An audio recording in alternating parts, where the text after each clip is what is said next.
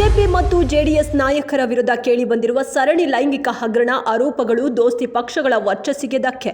ಈ ಆರೋಪಗಳನ್ನು ಸಮರ್ಥನೆ ಮಾಡಿಕೊಳ್ಳುತ್ತಿದ್ರೆ ಮತ್ತೆ ಕೆಲವರಿಗೆ ವಿರೋಧಿಸಲು ಆಗದೆ ಅತ್ತ ಸಮರ್ಥಿಸಿಕೊಳ್ಳಲು ಆಗದೆ ಗೊಂದಲದ ಸ್ಥಿತಿ.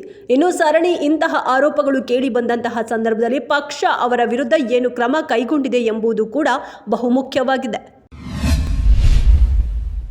ಮುನಿರತ್ನಗೆ ತರಾತುರಿಯಲ್ಲಿ ನೋಟಿಸ್ ಕೊಟ್ಟ ಬಿಜೆಪಿ, ಶಿಸ್ತು ಸಮಿತಿ ನಡೆಗೆ ಬಿಜೆಪಿಯಲ್ಲೇ ಅಸಮಾಧಾನ ವ್ಯಕ್ತ. ಇದೀಗ ಮುನಿರತ್ನ ನಡೆಯನ್ನು ಸಮರ್ಥನೆ ಮಾಡುತ್ತಿರುವ ಕೆಲವು ಬಿಜೆಪಿ ಮುಖಂಡರಿಗೆ ತಮ್ಮ ಪಕ್ಷ ಕೊಟ್ಟಿರುವ ಶೋಕಸ್ ನೋಟಿಸ್ ಇರುಸು ಮುರುಸು ಉಂಟು ಮಾಡಿದೆ. ತರಾತುರಿಯಲ್ಲಿ ನೋಟಿಸ್ ಕೊಟ್ಟು ಶಿಸ್ತು ಸಮಿತಿ ನಡೆಗೆ ಬಿಜೆಪಿಯಲ್ಲೇ ಅಸಮಾಧಾನ. ಚನ್ನಪಟ್ಟಣ ಉಪಚುನಾವಣೆಯ ಘೋಷಣೆಗೂ ಮುನ್ನವೇ ಡಿಕೆ ಸಹೋದರರು ಕೇಂದ್ರ ಸಚಿವರಿಗೆ ಶಾಕ್ ಮೇಲೆ ಶಾಕ್ ಕೊಟ್ಟಿದ್ದಾರೆ. ಒಂದು ಕಡೆಯಲ್ಲಿ ಟಿಕೆಟ್ ಯಾರಿಗೆ ಎಂಬ ಗೊಂದಲದಲ್ಲಿ ದೋಸ್ತಿಗಳು ಇದ್ರೆ, ಮತ್ತೊಂದು ಕಡೆಯಲ್ಲಿ ಡಿಕೆ ಬ್ರದರ್ಸ್ ಸದ್ದಿಲ್ಲದೆ ತಂತ್ರಗಾರಿಕೆಯನ್ನು ನಡೆಸುತ್ತಿದ್ದಾರೆ. ಈ ಮೂಲಕ ಚನ್ನಪಟ್ಟಣ ಕದನ ಕುತೂಹಲಕ್ಕೆ ಕಾರಣವಾಗಿದೆ. ಈ ನಡುವೆ ಚನ್ನಪಟ್ಟಣ ನಗರಸಭೆಯ 13 ಸದಸ್ಯರು ಕಾಂಗ್ರೆಸ್ ಜೊತೆಗೆ ವಿಲೀನರಾಗಿದ್ದಾರೆ.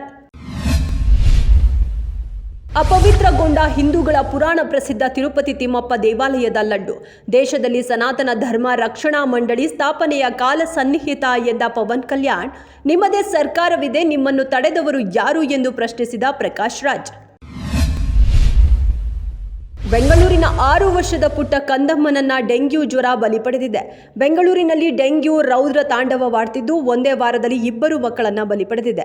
ಮೆದುಳು ನಿಷ್ಕ್ರಿಯವಾಗಿತ್ತು, ಬಹು ಅಂಗಾಂಗ ವೈಫಲ್ಯವೂ ಆಯಿತು. ಮಧ್ಯಾಹ್ನ 2:45ಕ್ಕೆ ಪುಟ್ಟ ಮಗುವಿನ ಎದೆಬಿಡಿತವು ನಿಂತು ಹೋಯಿತು.